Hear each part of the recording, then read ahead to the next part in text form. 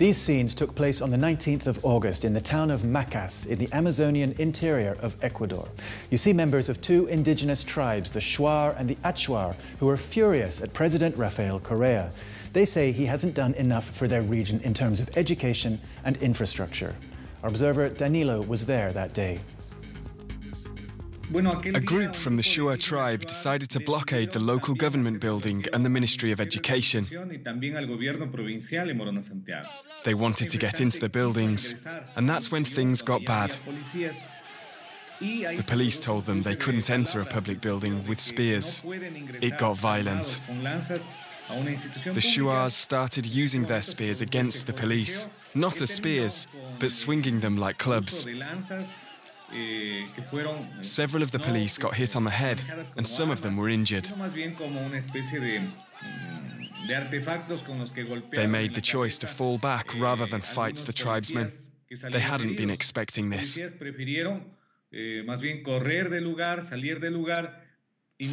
They were demonstrating against President Correa. They were shouting, "Down with Correa, down with Correa."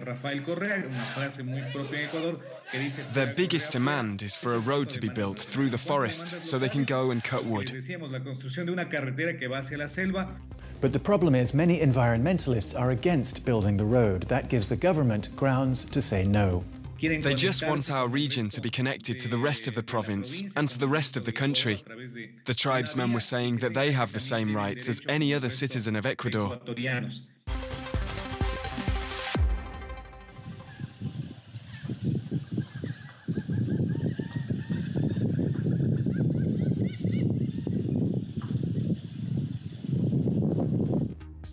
The French Caribbean island of Guadeloupe and an environmental disaster in the making. For several months now, the island's beaches have been inundated with seaweed. Our observer says it's a danger not just for the island's economy, but for the health of its residents.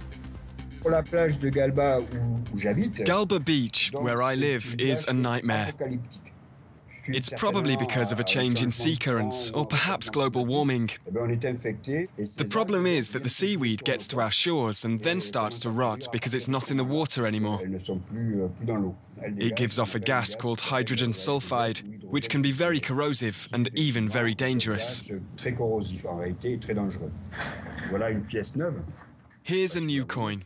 You see what it looks like? And then here's the same coin. See, the same coin exposed to the gas from the seaweed. If metal corrodes like that, just imagine what it could do to the human body. I'm worried what will happen to my body after 10 years. Maybe it'll be like what happened with asbestos or the pesticide Kepone. It'll take years for them to figure out it actually does have a harmful effect on the human body. Jean-Louis is not only worried about his own health, because the seaweed is a danger to Guadeloupe's entire ecosystem, he says. Unfortunately, the seaweed has an effect on the island's plant life, and on its animals too. We're in the middle of breeding season for turtles at the moment. When they come to lay their eggs, the turtles can't get through the seaweed. The seaweed is so thick that if the turtles do manage to get through, they risk hitting a pocket of hydrogen sulfide, and that can kill them.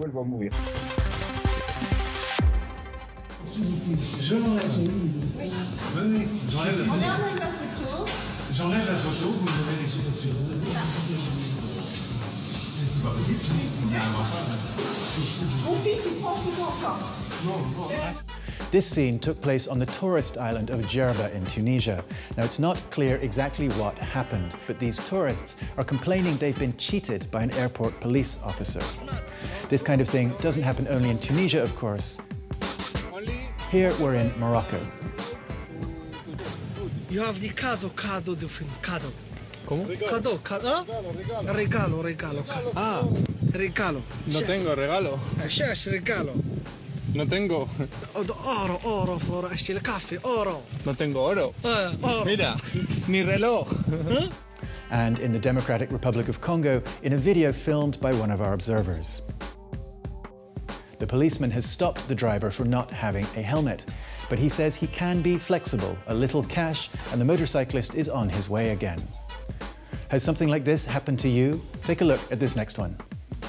Now we're in Rangoon in Burma. The police are positioned on the side of the road. Buses are passing by. And as if it's the most natural thing in the world, the drivers get out and hand a bribe to one of the officers. It happens again and again. Not just in Burma, but all over the world. That is why we're launching a new segment called Observers versus Corruption. If a cop asks you for a bribe or you see it happening to someone else, get out your phone and film it. If there are other people around and you think it's safe. We'll publish your stories of day-to-day corruption on our site. Your telephone can be a weapon against corrupt officials, a tool to remind them that they are there to enforce the law and not take your money. So if you have a story to tell us or a video or a photo, get in touch via our site and send it in. You can find us via Facebook or Twitter or WhatsApp, or just send a plain old email to our website, observers.france24.com. I'll see you next time.